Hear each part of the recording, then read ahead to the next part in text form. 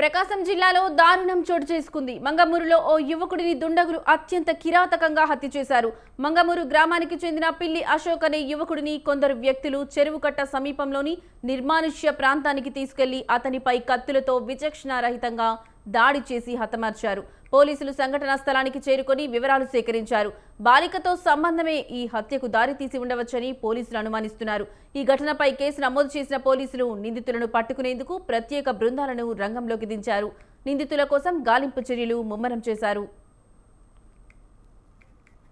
ఇక ఇదే అంశానికి సంబంధించిన మరింత సమాచారం మా కరెస్పాండెంట్ కాంతారావు ఫోన్ ద్వారా అందిస్తారు. కాంతారావు, చెప్పండి, ఈ ఘటనకు సంబంధించి మీ దగ్గర ఉన్న లేటెస్ట్ అప్డేట్స్ ఏంటి?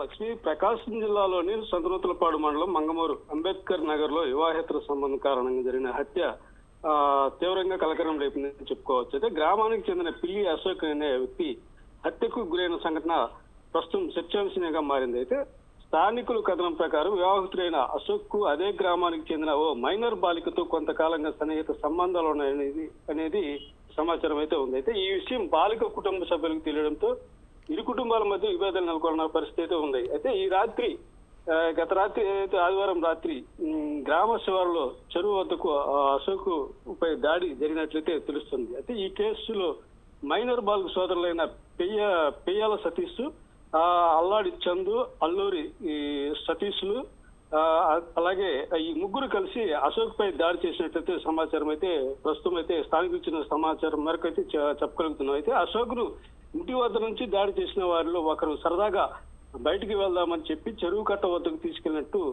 మృతుని భార్య అయితే తెలియజేసిన పరిస్థితి ఉంది. అయితే ఆ తీసుకెళ్లిన వ్యక్తి మరలా ఇంటి దగ్గరికి వచ్చి మీ భర్త ఈ విధంగా చెరువు కట్ట పైన చనిపోయి ఉన్నాడని చెప్పేసి చెప్పడం అయితే జరిగిందని చెప్పేసి ఆ మృతుని భార్య అయితే చెప్పడం అయితే జరిగింది. అయితే దాడిలో గాయపడిన అశోక్ అక్కడికక్కడే మృతి చెందినట్లయితే తెలుస్తుంది. అయితే ఈ ఘటనకు సంబంధించి ఇంకా అధికారికంగా పోలీసులు పూర్తి వివరాలు వెల్లడించాల్సిన పరిస్థితి ఉంది. అయితే స్థానికులు చెప్పిన కారణాల ప్రకారం అయితే ప్రస్తుతం వాళ్ళ దగ్గర ఉన్న ఆధారాలు అయితే ఆ బాలికతో ఉన్న సంబంధమే ఈ హత్యకు కారణం అనేది చేస్తే అయితే స్థానికులు చెప్తున్న పరిస్థితి ఉంది. అయితే అసలు హత్య వెనక అసలు కారణం ఏంటి, ఘటన జరిగిన సమయంలో అక్కడ ఏం జరిగింది, ఇందులో మరి ఎవరైనా పాత్ర ఉందా అనే అంశాలపై పోలీసులు అయితే పూర్తిగా దర్యాప్తు చేస్తున్న పరిస్థితి ఉంది. అయితే పోలీసులు వెంటనే సంఘటనా స్థలానికి చేరుకుని మృతదేహాన్ని స్వాధీనం చేసుకున్నారు.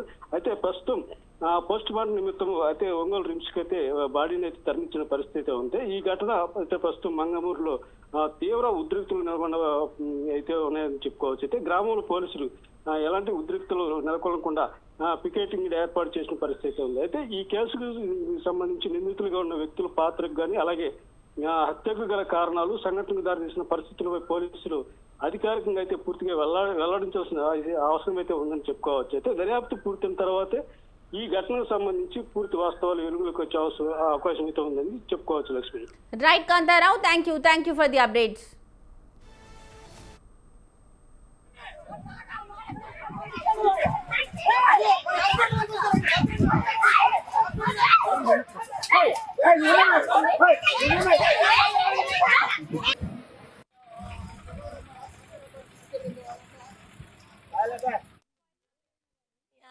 అనసోకు నా కొడుకు అయ్యా, దేశంలో ఉండే వాళ్ళు నాకు అప్ప చెప్పమని పోలీసులకు చెప్పండి అయ్యా. అయ్యా మీకు చెప్పారు కదా, ఇప్పుడు ఎన్ని మాటలు చెప్పాను అయ్యా, నేను చెప్పాను మీకే. క్రికెట్ ఆడొచ్చిన వాడిని మంచం మీద ఉండే వాడిని తీసుకొని పోయాడు అమ్మోదు అని అతను తీసుకొని పోయి మళ్ళీ చచ్చిపోయినాక మళ్ళీ మాకు వచ్చి చెప్పాడు. అదయ్యా ఆడుకో తీసుకెళ్ళారు అయ్యా కాలం కట్టకాడికి.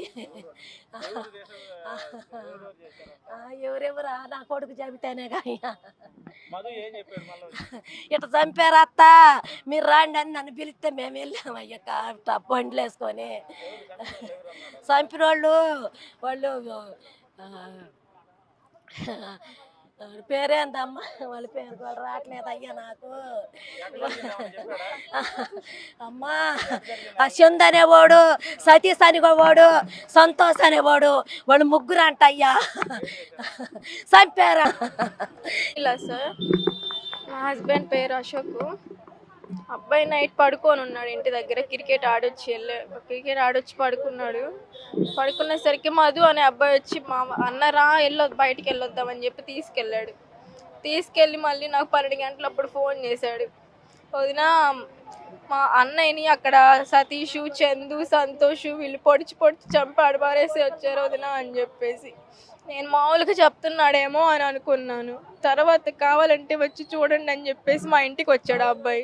ఇంక మేమందరం అక్కడికి వెళ్ళి చూస్తే అక్కడ పడిపోయి ఉన్నాడు సార్.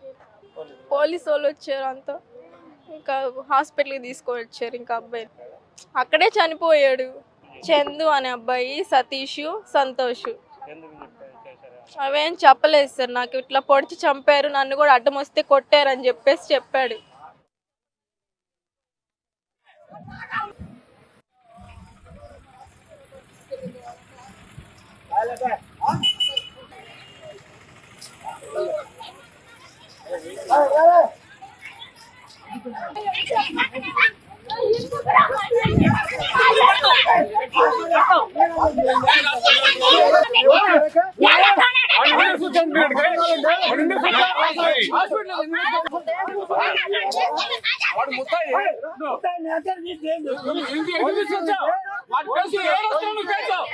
వాడు